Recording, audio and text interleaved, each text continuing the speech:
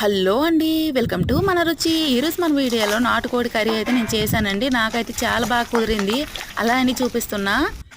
ఇక్కడ నేను చూపిస్తున్నా అంతే అండి మసాలాలు. ఈ మసాలాలు అయితే మనం కొంచెం ఆయిల్ వేసి ఫ్రై చేసుకోవాలి.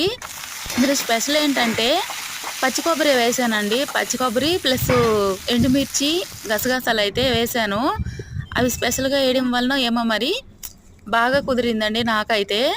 ఇక్కడ నేను ఒక హాఫ్ కేజీ అయితే చికెన్ తీసుకున్నా అండి, నాటుకోడి చికెను. అలాగే పావు కిలో ఉల్లిపాయలు అయితే తీసేసుకొని చిన్నగా కట్ చేసుకున్నా. అలాగే స్టవ్ పైన కుక్కర్ పెట్టానండి. కుక్కర్లో అయితే కొంచెం తొందరగా అయిపోతుంది కదా, అలా అని చెప్పేసి కుక్కర్ తీసేసుకున్నా. ఈ ఆనియన్ అయితే ఫ్రై అయ్యి బాగా ఫ్రై అయిన తర్వాత కొంచెం 2 పచ్చిమిర్చి, కరివేపాకు వేసేసుకున్నా అండి. అవి వేగిన తర్వాత అల్లం వెల్లుల్లి అయితే వేసానండి. అల్లం వెల్లుల్లి వేసిన తర్వాత ఇంకా ఇందులో అయితే చికెన్ అయితే వేసుకున్నా అండి నేను. చికెన్ వేసుకొని ఇంకా చికెన్ అయితే బాగా మగ్గాలండి, మూత పెట్టేసుకోవాలి. అలాగే 2 టమాటా అయితే కట్ చేసుకొని వేసుకున్నా.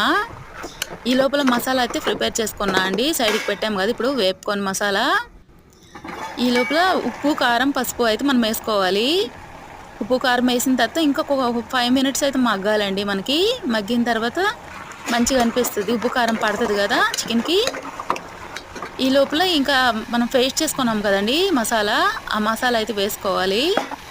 ఈ మసాలా వేసాక కూడా ఒక 5 మినిట్స్ అయితే ఉండాలండి. మసాలా కూడా బాగా పడుతుంది మనకి. కుక్కర్లో పెడుతున్నాం కదా, విజిల్స్ వచ్చిన కంటే ముందుగంటే ఇది మగ్గినప్పుడే మనకు టేస్ట్ ఉంటుందండి. ఏదైనా నాన్ వెజ్ వండేటప్పుడు అది మనం చూసుకోవాలి.